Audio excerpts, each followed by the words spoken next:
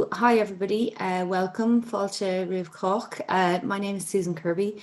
I'm the CEO of Screen Producers Ireland, and to those of you that haven't met us yet, you're very welcome this morning, and welcome to all our regular event attendees.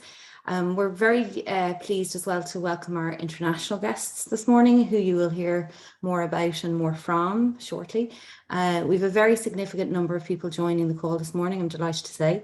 Obviously SPI members, but we've also, this is a wider AV industry forum, so we've a very diverse group of people gathering this morning, including political and government officials, and some journalists as well, we're very pleased to say. So as I said, Fáilte Riamh Cach, everybody's very welcome. Maybe just before we get into the morning session, the panel, a little bit of housekeeping. We're hoping to be fairly much on the hour for the event. There is a Q&A, so Ian will be moderating the Q&A, and if you can just drop any questions that you have, which I imagine there will be, we're hoping that there will be great discussion here this morning. If you drop those into the Q&A function, we'd greatly appreciate it. By way of a little bit of context maybe for the morning, SPI are hosting the event, so Screen Producers Ireland are hosting the event, but it's very much a collaborative alliance with our partners, our industry partners, Animation Ireland, the guilds. So Sarah Glennan is joining us from the Screen Composers Guild. Philippe is joining us this morning, flying the flag for animation, so on behalf of Animation Ireland. And we're also part of the group with the Screen Directors and the Writers Guild. We also sit on the group with the broadcasters RTE and TG Ceathair. So a very significant industry, cross-industry alliance in terms of working together to advocate for the speedy introduction of the levy. And I suppose, again, by way of broader context, if I could, the group commissioned a report, the Indicon report, you'll probably hear it referenced this morning, and that report showed that a levy in the region of 3 to 5% would bring in the region of 25 million to the Irish AV sector.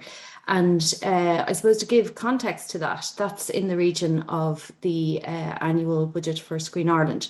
So transformative potentially. And I think on behalf of the sectoral group, as a group of creative entrepreneurs, I believe that it is necessary to debate and that this levy and the fund would have vision and ambition and would support the creative entrepreneurship at a global level to allow our companies to compete and our creative talent to take centre stage on a global stage. So we'll have great debate in that context this morning. Really delighted that Ian Keogh is joining us to moderate the conversation. Ian probably needs no introduction, but is an award-winning journalist, author and broadcaster. He's the former editor of the Sunday Business Post here in Ireland and current editor of The Currency. He's also a board member of our state broadcaster RTE. He's the former presenter and reporter with Primetime and has twice been named Business and Economics Journalist of the Year. I could go on, but I won't. Ian, over to you.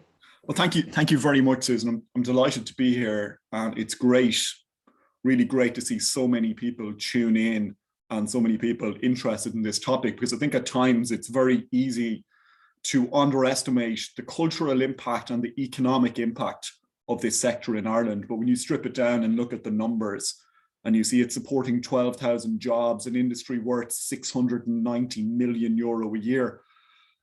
However, I think as Ed Guiney, the film producer, put it in recent days, it's a sector that's now at risk. It's at risk of being diluted. It's at risk of being drowned out by the international streamers and global broadcasters. And that has a profound impact, not just on the economic, weight of what goes on here, but also upon the Irish voice and the cultural impact and the cultural import. And I think that's where the content levy comes in, the role that it can play. So it's a really good time, it's a really prescient time to be having this conversation. And as Susan said, please feel free to put in your questions into the box and we'll get to as many of them as we possibly can. We have a stellar lineup today. It's an international lineup. Coming to us from France, we've got Felipe Alessandri, who's the chairperson of Animation in Europe. From Germany, we've got Katrine Hirzemenzel, who's the Senior VP of Public Policy with Constantine Film. From Portugal, we've got Susana Gato, who's the Executive President of APIT and the President of CEPI, which is the European Producers Association. Back home here in Ireland, we've got James Hickey, who's the ex-CEO of Screen Ireland and currently a board member of Screen Producers Ireland. And as Susan said, we have Sarah Galan, who's the CEO of the Screen Composers Guild of Ireland. So delighted that you're all here. Now we'll come to some of the international context in a moment. We'll see how the levy has worked and the issues that it raises and solves in France, Germany, Portugal, and beyond. But I think it's important, I might go to James first. I think it's important that we set briefly, perhaps succinctly, the Irish situation, because obviously the Irish government could have implemented the content levy. The directive is there since it was introduced by Europe in 2018, but it hasn't been implemented here. James, why hasn't it been implemented, and what's the current state of play where it sits? Thanks, Ian, first of all, and very much appreciated. I think this is a great event, and congratulations to all involved in the organising of all of this. As you say, Ian, the EU revised Audiovisual Media Services Directive became law in 2018. It's the latest in a long line of EU legislation in broadcasting and media going back to the Television Without Frontiers Directive of 1989. The 2018 directive introduced a new quota of 30% of European works for VOD services like Netflix and Amazon, following on from the existing 50% quota for European works on broadcasters and a 10% quota for independent productions on broadcasters, which have been in place for over 30 years. But how are these quotas to be filled, apart from direct state funding, in the many different EU member states, large and small, with many different cultures and languages?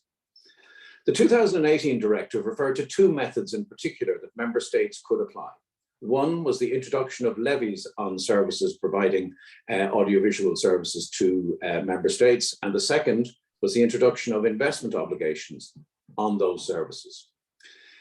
Both funding methods already exist in varying ways in Europe. In France, there had been levies on cinema seats and pay TV, with money going to the CNC, the Centre National de Cinématographie, for many years. An example of an investment obligation in Ireland is the €40 million a year obligation on RTE to spend on the independent production sector. The big change in the 2018 directive was to allow member states to impose levies and investment obligations on TV and VOD services, not just those based in that member state, but also on those services based in other member states, targeting audiences in the member state introducing the levy and/or investment obligation. This was a game changer for Ireland in particular.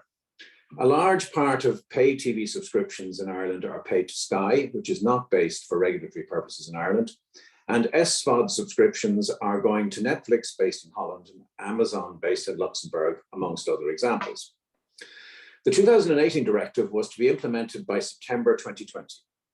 In Ireland, there is a bill to implement the directive called the Online Safety and Media Regulation Bill, currently in May 2022, going through the Seanad, that is the Senate of the Irish Parliament. Much of the media focus has been on online safety aspects of the bill, yet the bill itself starts with the words, "An Act to amend the Broadcasting Act 2009, which is the main piece of legislation in Ireland dealing with broadcasting. The bill provides for a new 30% quota on VOD services, as you would expect. The bill provides that the new regulator, called the Media Commission, may, I emphasize the word may, introduce a levy to fund the production of European works on audiovisual media services, including those based outside Ireland, but targeting Irish audiences. The bill does not specify the amount of the levy. It goes on to provide that if a levy is introduced, the resulting fund will be administered by the new Media Commission in the same way that the current BAI Sound and Vision Fund is administered. As I'm sure you all know, the BAI Sound and Vision Fund is funded through 7% of the current TV license fee, which is paid by Irish audiences. Since the new Media Commission is taking over responsibilities for the BAI, it will be administering the Sound and Vision Fund as well. Ireland has a unique opportunity with the bill currently before the Shannon to introduce a levy on pay TV and SVOD services targeting Irish audiences to fund Irish stories on screen. These are stories like Normal People and Conversations with Friends, which I'm sure everybody is very excited about, which is coming up on RTE very shortly. With a 3% levy, there would be an annual fund of at least €24 million a year. The consultants Indicon, which Susan referred to earlier, have reported that this would deliver €100 million of additional production activity annually in Ireland. That could be at least 5 TV drama series a year, 5 TV animation series a year, and more feature films and more high-quality documentary films and series. A coalition of interested parties, including Screen Producers Ireland, Animation Ireland, the Writers Guild, the Screen Directors Guild, the Screen Composers Guild, RTE and TG Ceathair, the public service broadcasters in Ireland, have been lobbying for a speedy introduction of the levy. Amendments to the bill have been put down by a cross-section of senators, including the following. 1, that the new levy be specified at between 3 and 5% of pay TV and VOD subscriptions and broadcast advertising turnover. 2, that a specific date for the introduction of the levy be introduced, i.e. the 1st of January 2023. 3, that the new fund provides development as well as production funding. The current BAI Sound and Vision Fund does not provide development funding as part of its remit. 4, that there would be a new vision for the administration of the fund, focusing on investing in Irish creative talent, including Irish writers, directors, performers, and animators, and on high-end TV, drama, animation series, and documentary production of the kind seen on the services which are going to be levied, like Netflix and Amazon. 5, that at least 80% of the funding be focused on independent production companies established in the EU. And this is something which has already taken place in other EU member states. And 6, that there would be a rights acquisition policy in place in the new fund, so that the independent producers receiving funding would retain most of the rights in the works funded, with a limited exclusive license for a term of years going to the service, primarily funding the production. The rights ownership regime already has a precedent in Ireland. Under Section 112 of the Broadcasting Act 2009, both RTE and TG Ceathair are required to have codes of fair practices in place with independent production companies. These terms of trade include fair arrangements for the acquisition of rights by the broadcasters. In fact, I would say it would be unfair on both RTE and TG Ceathair if there were not an equivalent terms of trade in place with the pay TV and VOD services contributing to the new levy. These proposed amendments are being debated in the Shannon as we speak.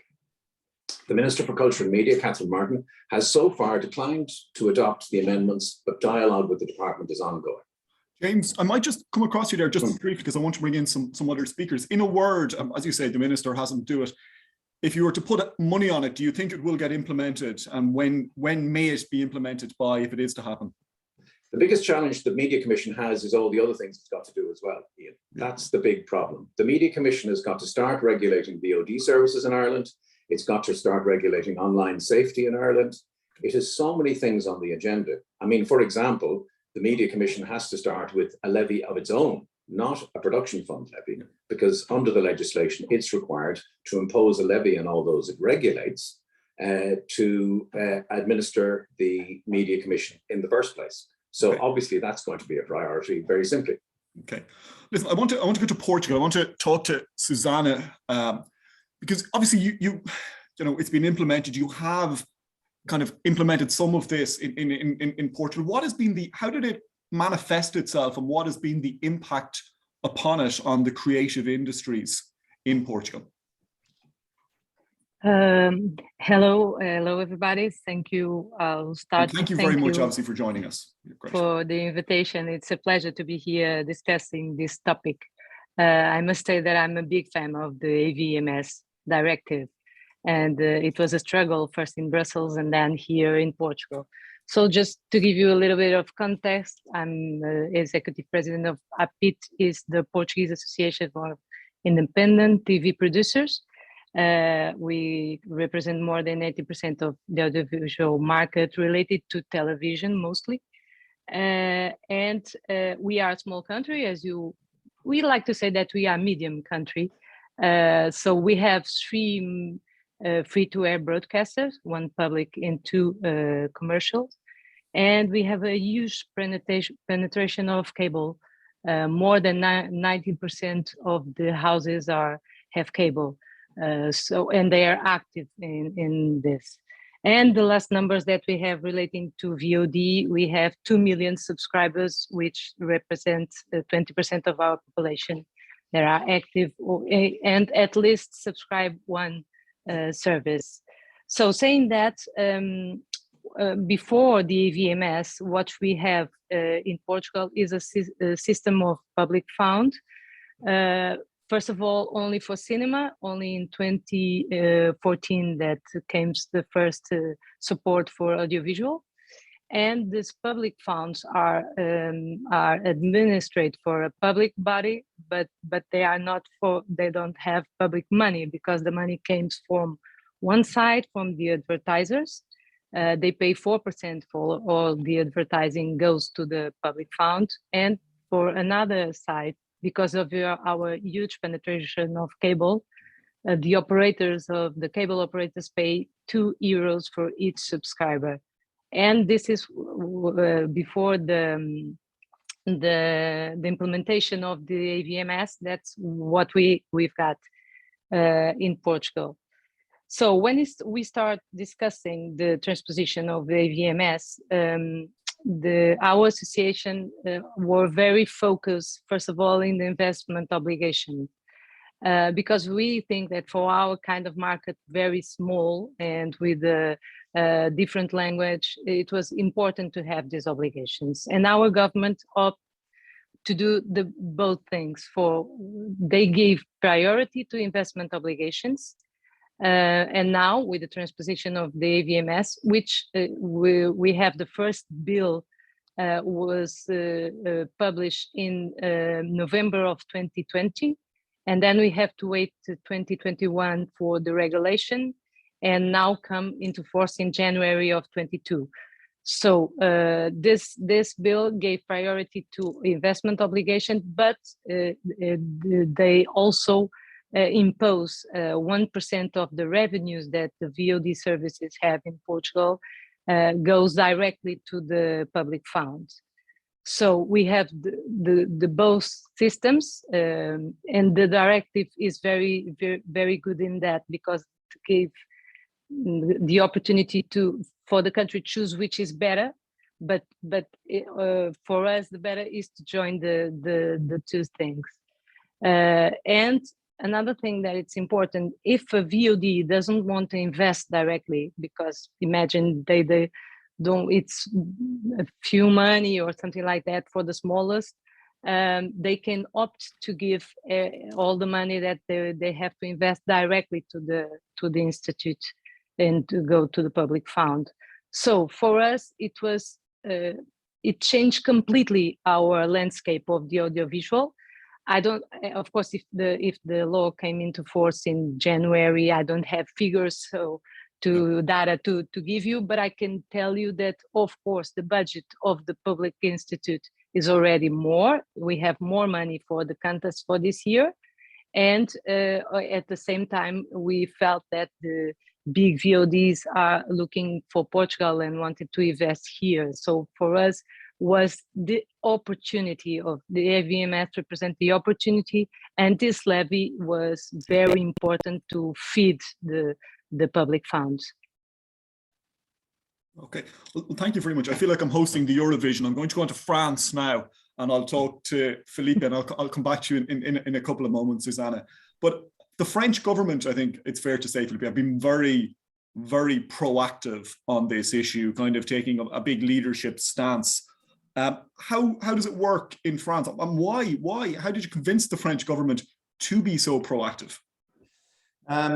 Actually, we started with animation, because in animation, we had for several years US networks attracting parts of the children audience in France, Cartoon Network, Nickelodeon, Disney Channel. So the revenues of the French broadcasters for the kids slots will drop down dramatically.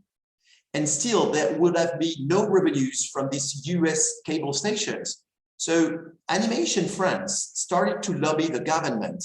And when it was clear that Netflix, Amazon, and Disney Plus will come in France, the government was completely convinced that the same mandatory investments and levy that had been created years ago for national broadcasters should apply also to US global players. So there is, like in Portugal, a double system of levy and mandatory investment. Mandatory investments are no tax. It's just asking broadcasters to acquire, pre-buy, or on final production, to acquire European works to feed their channel. Now, levy is at 5% and is collected by CNC. CNC, like the fund in Portugal, is not financed through people taxes. It's taxes on broadcasters, on cinema theaters to pay for programming. So this 5% levy is paid annually to the CNC. Now, in exchange, the US broadcasters or the US platforms get access for their production to the financing of the CNC. Is it for all production? No, it is not. It is only for independent production. What it is independent production? Independent production is a production on which the national producer can retain the IP and grants the rights for a limited period of time, 6 years in France. Now, when Netflix produces, for example, a big show like Arcane, for example, in France, and they want to control everything, they can do. They pay for 100%. They don't access to public funding from the CNC. That it is how it works in France now. Okay, very good. And I'll come back on some more specifics to you, but thanks for setting the backdrop. I'll come to Sarah in a moment, but first I just want to go to Trina on my European tour. Briefly, you might just explain to us, obviously Germany has had a levy on online media services for some time. How does it work? And where do you see the next step going? Hi, everyone. I'm very happy to be here as well. Sorry, I have a bit of a cold, so not COVID for change. But I hope you can hear me. Yes, in Germany, very similar to France, we have a levy that's paid by theatrical distributors, television stations traditionally, and then also national VOD services. And that's actually in place since the late 60s and has been revised a couple of times. And the current form, I'd say, since 2004, but it gets revised, the laws. And Germany actually went ahead and imposed it on foreign VOD services even before the AVMS Directive 2018 got into place, because Germany thought that there was a disbalance between people accessing VOD services in Germany that are actually not located in Germany. So we actually already imposed the levy also to include foreign VOD services in 2014. Netflix, as some of you might know, tried to fight this, but lost before the court, and then the AVMS directive came into place, so there wasn't any legal grounds to fight this in any way. And so we have this in place. There is a general agreement in politics that it's a really good system. So it's similar, it works similar as in France.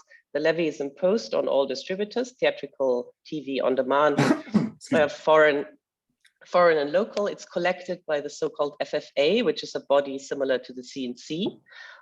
It collects the money and it also redistributes the money. It's supervised by the Cultural Ministry, but it's its own body. And part of the money goes into film production, part of the money goes into film distribution.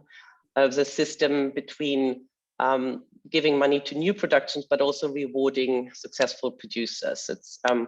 It works really well. It's been very important for producers here to be able to fund theatrical productions. It only if you apply for money from the FFA, it only works for theatrical productions. So you have to have a theatrical release. So we've got that in place. As I said, is acknowledged to be very important to support culture and economic impact of the audiovisual industry, because otherwise we wouldn't be able to survive global competition, being even if in Europe we're a relatively bigger country, but still, you know, and in large audiovisual industry is still dominated very much by the US. So that's been acknowledged to be a system that works really well. And now with the AVMS Directive 2018 that came into place, producers have been campaigning heavily to also bring an investment obligation into place, similar as it's already in place in France, which would of course be direct investment by the on-demand services in new European works, where we would also ask for a German language quota. And we're also asking that part of the money, actually quite a huge portion of the money, has to go into independent productions. And also similar as in France, we're asking that independent production be defined first, obviously, to be independent from the on-demand service, but then also that there is retention of rights inscribed in the law. And we're asking for that, of course, because we believe, and there are also numerous studies out there who prove that in order to have a healthy production market, you obviously need to have healthy independent producers, and independent producers do not have any market power, negotiation power versus on-demand services. So that's a bit state of play. Okay. Levy is in place, and investment obligation, we're advocating for it. Government has picked it up, looking into it, and we're very much hoping they'll run with it. Well, thank you very much, Katrina. Sarah, I'll come to you, and thank you very much for waiting patiently. Obviously, you represent the Screen Composers Guild of Ireland. You've heard how the models that they have in Portugal, Germany, and France. I imagine you'd like something similar to come in place, but can you just explain to us the impact that it would have upon members of your own guild and on other people in the industry? Because, you know, sometimes you don't see it as a tangible thing. You see a television show, but you don't see the industry and the creative powers that go on behind it. Yeah, hi Ian, thanks very much for having me on today. Absolutely, you don't necessarily see the creative people which are behind the shows, and we have some, I suppose, after continuous years of investment in the screen industry here, we are developing some international star power when it comes to creative talent. If you're thinking of the likes of Sharon Horgan in her writing success, and in composing, there is an Irish female composer based in LA, Amy Doherty, who just scored the first full animation feature for DreamWorks. And then we have composers who are based in Ireland, writers, directors who would like to remain in Ireland, but achieve that level of global success with their works. So I guess in a way, it's a tale of two stories. We have the talent here, and we're able to produce wonderful stories. There's a lot of entrepreneurship within our talent as well, which I think sometimes you don't consider with creative people. And then on the other side, there is a rapidly changing market, which is being very much overshadowed or controlled, I guess, by some major international players. Now, we're very familiar with a situation like that as a English-speaking small country. We have long worked under the shadow of the UK and the American markets. So we want to be able to take ownership a little bit of our creative industries here, and to bring Irish stories to a global market while retaining and owning the share. You know, I think for us, for SCGI members, one of the key issues is the retention of IP. And if you were to put that simply, it's anytime you hear music being played anywhere, someone or a number of people are getting paid. So we would like that royalty income to return to Ireland. No, great, thank you. And I'm going to come back to you about that issue of IP in a couple of moments. Sarah, James, I just want to go to you because you kind of set the stall at the start, but obviously you've heard the different models. How would you like to see it implemented in Ireland, and what sort of impact do you think it could have? Obviously, we talk about the money, but you can leverage it up. How do you think it can push the sector to the next phase? First, it's worth clarifying that in Ireland, the proposal currently is in relation to the introduction of a levy. And the question might be asked why we wouldn't want the introduction of an investment obligation as well. As Philippe explained, in France, there is a levy of 5% of turnover, but the investment obligation is at 20% of turnover. So that this is at a particular scale. As Susanna was mentioning, in Portugal, the investment obligation is 4%, with the levy being 1%. So clearly, why wouldn't we have an investment obligation as well? I mean, it's the main specification in most European member states as part of the cultural requirements of an investment obligation is that they introduce is that the services invest in productions in the language of the member state, e.g. in French in France. Because one of our main languages, if not the main language, is English, and the VOD platforms already produce a large amount of content in English, the investment obligation, if it were specified as being in English, would be very easily filled and in fact would have no benefit or impact in Ireland. It's not allowed under EU law to specify that the production must take place in one EU member state, and it's not allowed to specify that the persons participating in the production must be from one particular EU member state either. This presents considerable challenges for us in terms of introducing an investment obligation. Also, investment obligations in smaller member states can be fulfilled by major services with one large production in that member state. And these are all of the reasons why Ireland, relatively unusually across the European Union, has gone for a levy rather than an investment obligation at this stage. I appreciate Germany already has a levy and is looking at an investment obligation, but you can see the challenge that we face in relation to introducing investment obligations. So this is why we have gone for the levy. But in terms of the creative industries in Ireland, I mean, as you were saying earlier, Ian, the scale of creative industries in Ireland is very, very substantial. I mean, there's an EU report which says that something like 8% of all employment in Ireland is in the cultural and creative industries. And when you compare that, for example, to the agri-food sector, that is a level of, that is a level of... we can hear you anyway, James, we can hear you. Sorry, my apologies. You're back. That is a level of scale of activity, which is in turn 8% employment in Ireland. Now, a lot of that's to do with software development, which is a particularly unique situation in Ireland. But for example, in the United Kingdom, the cultural and creative industries are 7% of employment, and that's a scale in itself. So I think it's a dialogue about the cultural and creative industries that we need to have in Ireland in order for us to fully develop and recognize the value that's undoubtedly there for us all. So that's the particular point I would make. Okay, thank you. Felipe, obviously you're involved in animation. We have a particularly vibrant animation industry in Ireland, award-winning, creates a lot of jobs, great cultural output. You might just take a pan-European perspective across Europe. I mean, how does the sector, you're the sector that you represent, view the levy, and how important a role can it play? To be honest, it started a bit late. Most of our members did not know about this opportunity, and it took them about 2 years to thank you for your honesty. Yeah, to realize that there were a fabulous opportunity there. And so following France, Italy, Portugal, and Denmark, they are now lobbying their governments, as you do, to try and get a levy. The levy is really the model that most of the countries are looking for the reason that James explained in some countries, also in other countries, because the industry is too small. And so by having mandatory investment, there will be maybe one series and one film commission per year, and that won't be enough. Now, all the states feel more and more comfortable about that. And I would like you who listen to us to feel more and more comfortable about that, because it's not about Europe anymore. It's about Brazil. It's about Canada. It's about Australia.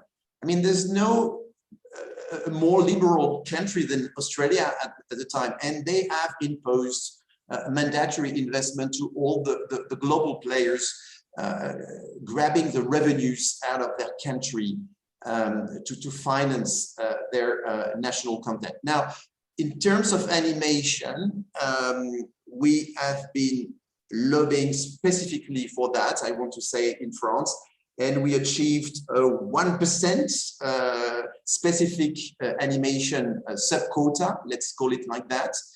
And I want also to say something more.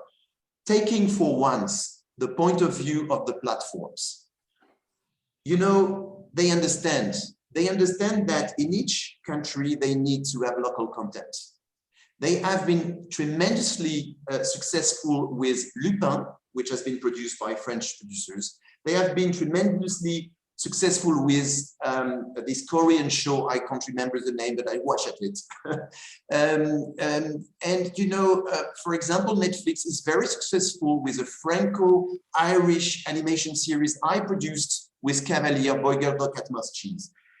So they know they have to invest in local content. They know they need institutions like CNC or Screen Island so that the industry gets more and more professional year after year. The only thing they are annoyed with is they would like to control every rights. Okay, we can understand then, but if we follow that road, Peppa Pig will never be Irish or English. Can you imagine Peppa Pig has been sold for $2 billion? These are revenues driven to the UK. Even the Prime Minister of Great Britain talked in an official speech about the revenues generated by just one cartoon series. We want to be able to build IP for our own country. We don't want to let all the IP owned by a few US companies. Yeah. Suzanne, I'll come to you in a moment. I just want to go to Katrina, just on that point around intellectual property and IP, and obviously you're coming from the independent production sector yourself. How big an issue is that IP piece, the capacity and the ability to retain your own intellectual property? And how big, particularly for independent producers like yourselves? It's a really, really big issue. I'd like to second everything that Philippe said, perfectly said, don't know what to add. But it is actually a very, very important point, and also one of the main reasons why we're asking for an investment obligation in Germany. Obviously, the streaming services say, why do you want an investment obligation? We already produce here. As Philippe said, they need to produce local content. But at the moment, what happens is exactly what Philippe describes, that in really most of the cases, they produce here, but the producer has no bargaining leverage to make sure that he or she retains any IP. And that is obviously, the death stone. It's dramatic, but it is for any independent producer, because as an independent producer, you rely on IP. You want to invest at development of new productions. And also, we as Constantine Film, obviously being a major independent producer, we would have never survived the crisis of the last 2 years that well if we wouldn't have IP. And we only have that IP because of historically theatrical productions and historical formats we bought, we invested in, and we didn't give away the rights. And now this new production model, to call it like this, that the streamers are trying to impose everywhere is very harmful for independent producers in the long run. So it's a very, very big issue. I would say it's the issue of our times, to make sure that independent producers retain IP and also profit from their works. Because at the moment, what happens is, the series that Philippe has mentioned or any others, you hardly have any upside. So the streaming services profit because they gain subscribers if a show is successful, but the producers don't profit at all. Yeah, so Susanna, that is a point, and I imagine you see it in your role with CEPI, the European Producers Association. You see this thing coming up, the idea of IP coming up all the time, because there is a power dynamic. You have international giants, behemoths, multinational streamers and production companies and broadcasters. And on the other hand, in many cases, small independent producers trying to do their best to generate enough money to make their production in the first place and then get it out there. Yes, there is a topic that we are always discussing in CEPI, and is completely the most important topic at the moment. because the IP, as I used to say, is the only heritage, is the only patrimony that we have as a producer. So here in Portugal is not an example because we only start to work. It's not like Germany or France. We only start to work with we only have the first original for Netflix last year.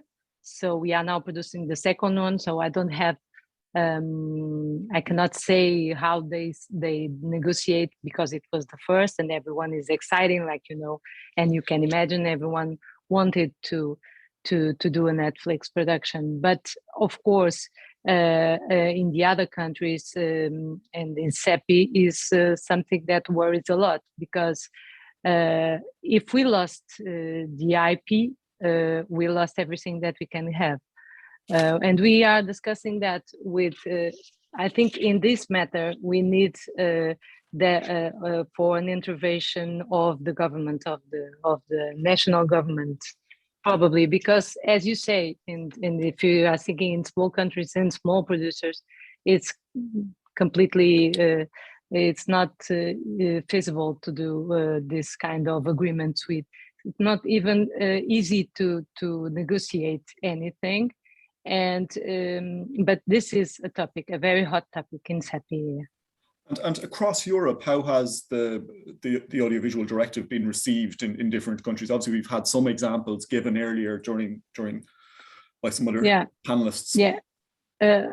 First of all, the VMS was very worked in Brussels, and CEPI has a very active work in that in the final text. Of course, not. You never have the perfect text, but the final one is very nice if you think where the beginning of the discussion, and as if you see in many countries, most of the countries are already made the transposition, even if some of them not have regulate the bill. So some of them are already published, but not into force because of that. But the things, the content levy are discussing now in Denmark, as far as I know, it's a very strong discussion between the producers and the government for fixing a percentage of the turnover of the VOD. And we have another example for example, Croatia have, like Portugal, the two things, investment obligations and levies. And another countries like Greece and Poland also have. So this option of the levy is being considered in a lot of countries. And I think the VMS is being very well received. Of course, some countries have more difficulties to implement it, but it's being discussed in all countries. That is very important. Good. Sarah, I just want to come back to you, and I've two questions. I might just get you to roll in briefly, particularly from your own sector, around the IP issue and how you're finding it at the moment. And secondly, I think it's great when one looks at it. You've built a coalition. The guilds, you've RTE, TG Car, SPY, Animation Ireland, and so on, have all come together in unison and built a broad coalition, one voice to lobby for the directive to come into place. Do you think this is the start of something where the industry might come together with more unity going forward? Yeah, absolutely. I think to start with the IP, music royalties is the income that's earned from the exploitation of music. And that allows composers to create and invest in productions where they may not know what the success is. It allows them to be the risk taker at the beginning, and it allows them to, you know, many of our composers work for very low charges on short films, on pilots. We'll be going to Annecy Animation Festival in France. We're out there kind of doing the development work as well and investing in that. And there must be a share of the success when it does very well. You know, I think that's what we're fighting for. There's another European directive which just came into Irish law in last November, the Copyright Directive, which is aimed at protecting the creators' rights and protecting that economic royalty flow to creators and composers. So that's really key. And we are seeing that struggle is very evident. You know, the big channels who are based around a subscription model aren't necessarily interested in reinvesting in development in small places like Ireland. So it's important, I guess, that we engage with them and introduce it into their business model, both through copyright protection and through the move like the content levy, which allows them to invest. In terms of our industry collaboration, I think the one thing that you could definitely say about the screen industry is it's collaborative. You know, any animation, any film, you're bringing together lots of different skilled creators. I'm working with a producer, and you know, so many people go into creating one production. I think the industry can mimic that in a way, and we're coming together.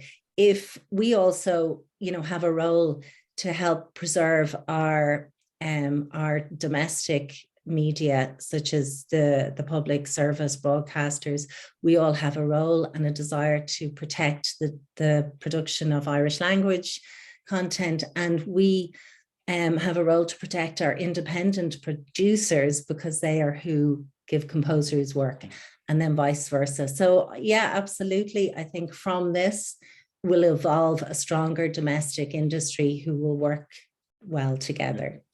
Now we're coming into the closing stages of the webinar today, and two things are striking me. Number one is that we've had very little fall off. Pretty much everyone has stayed with us over the space of the last 50 minutes, and also no one's asked a question. So if somebody wants to put in some questions, your time is running out. James, I want to come to you. And I said at the start, and I was referencing Ed Guiney, who was writing in the Business Post at the weekend, that the industry was at risk of being diluted and drowned out. Do you share that sentiment? And do you think we can actually recover now with the levy and other initiatives? Yes, no, I mean, we have a complex ecosystem in Ireland of in terms of audiovisual production. We have a very successful inward production model, which is working very well, incentivized by Section 481. And that's really important as part of the eco-structure of audiovisual production in Ireland, with particularly in terms of the strong development of talent, crews, all the people who participate in the making of films and TV series and animation production and computer games as well. On the other hand, what we need to do also is look to support the indigenous production sector, where the projects are actually developed in Ireland, because there needs to be a balanced economy between those projects which are developed in Ireland, where the IP is owned in Ireland, on the one hand, and then inward production, which makes sure that the industry prospers and is strengthened. And it's that balance we need to achieve. We do need to introduce a levy to achieve that balance. There is no doubt about that. From our point of view, more funding and more focus on making sure indigenous production has an opportunity to be able to compete and strongly develop. And in the long run, this is for the benefit of Ireland Inc., because we will own the IP. We will have that indigenous capacity, which is vitally important. And we're telling our own stories. I mean, I think it's really exciting, the new TV series Conversation with Friends. You can see Irish stories being told on screen, and I think it's brilliant. One last brief point. Susanna mentioned the Danish government. The Danish government, in fairness to them, have apparently agreed, it's not in legislation yet, but it is interesting that they have chosen a levy which is between 3 and 5%. Which is exactly the levy which we're proposing in Ireland. And so, and Ireland is very often, as you know, Ian, compared with Denmark, it's one of those countries we always kind of put out as an example of an exemplar of good practice. So I'm very excited to see that Denmark has decided to introduce a levy of between 3 and 5%. And I think that is a very good example of the kind of thing we should be doing in Ireland. That's good. Susanna, finally, and obviously you've a broader perspective, how do you marry that? How has it been married in Portugal? This idea between the need to develop indigenous programs that tell the national story and feed into the national culture, while also trying to bring in blockbusters and big investments to sustain the industry going forward. How do you balance that? Oh, I think it's very. First of all, we'd love to tell our stories, like James are saying. It's important, and And if we have a problem at the beginning, when we started discussing this investment obligation and the content levy, some people say that, oh, you are so small that if you put a lot of things that the VOD have to fulfill, maybe they don't want it to be in Portugal. But the truth is they want it to be everywhere. So the local content, and I completely agree with Philip on that, is very important for them. So first of all, we want to have more and more Portuguese content, and at the other hand, we want to attract, of course, audiovisual works for here to film here and have our service, but most we want to do it in Portuguese and tell Portuguese stories. Look, I just want to thank all of our panelists today: Felipe, Katrina, Susanna, James, and Sarah. I might just bring in Susan at this point, if you're with us, Susan.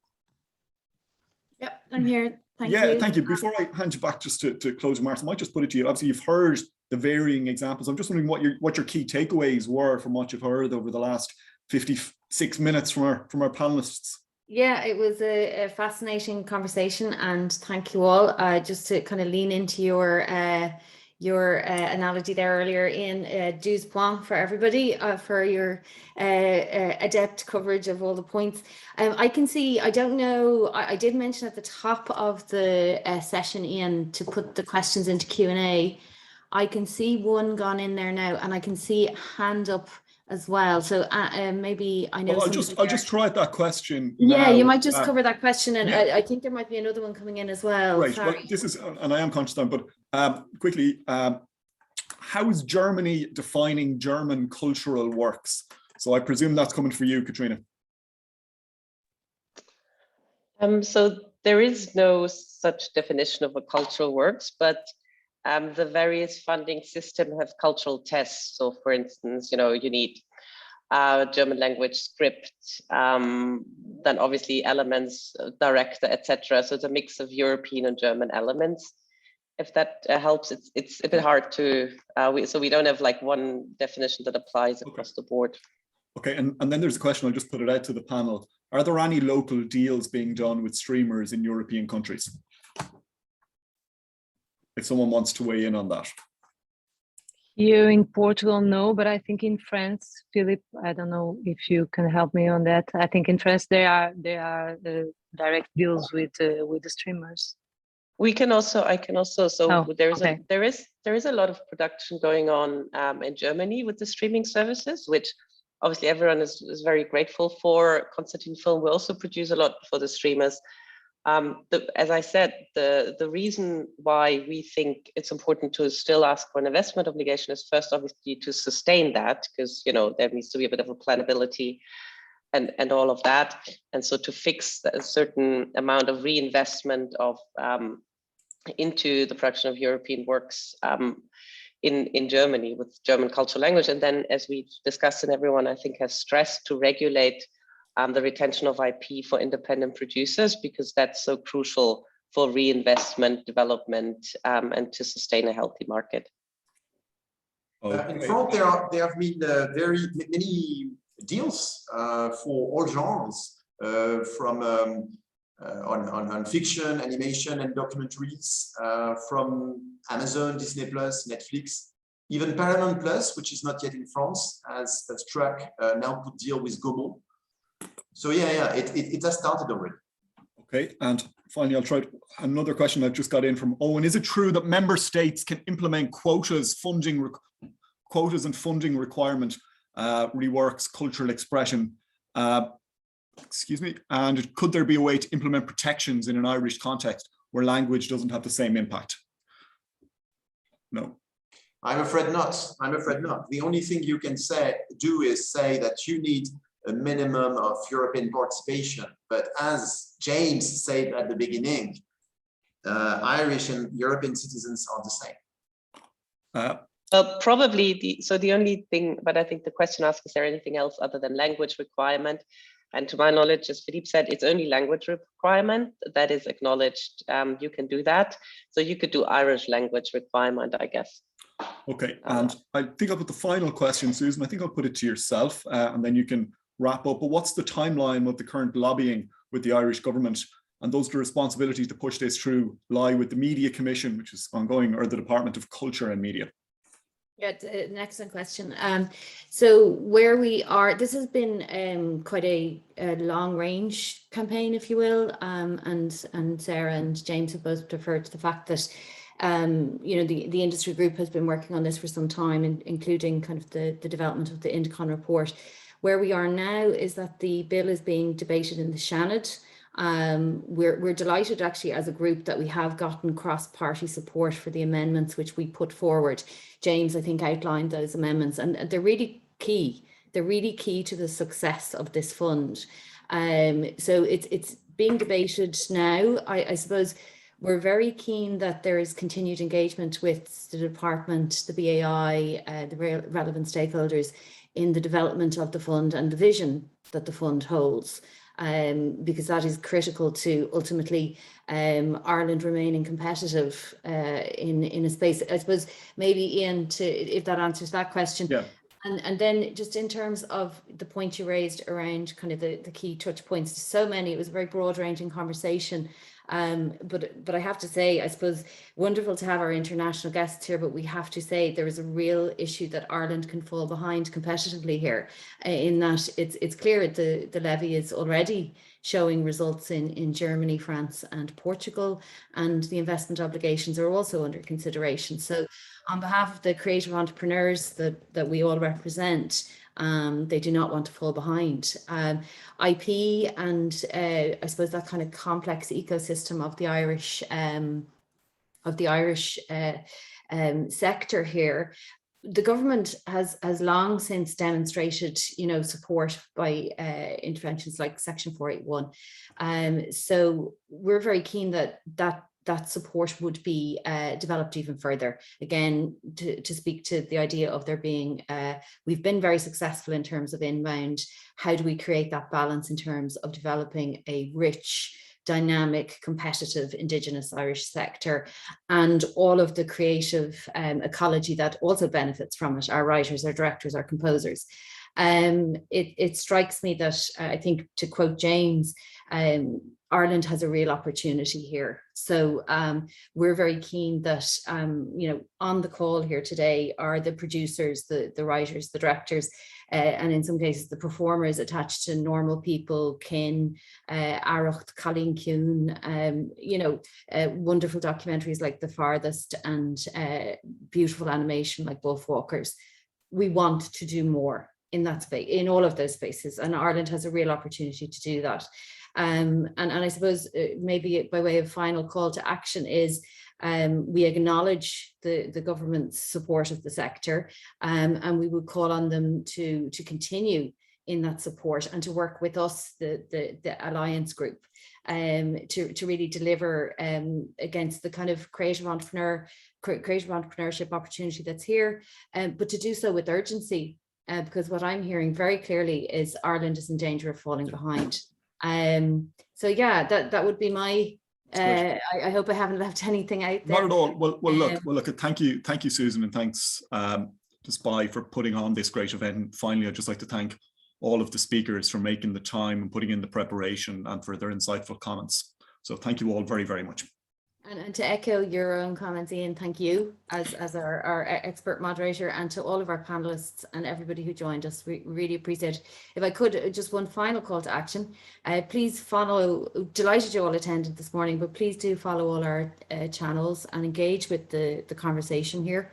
You know, elevate and amplify the various messages that we have. And thank you all. Please stay in touch with the campaign as it continues. Thank you. Bye. Thank you. Bye-bye. Thank you. Bye-bye.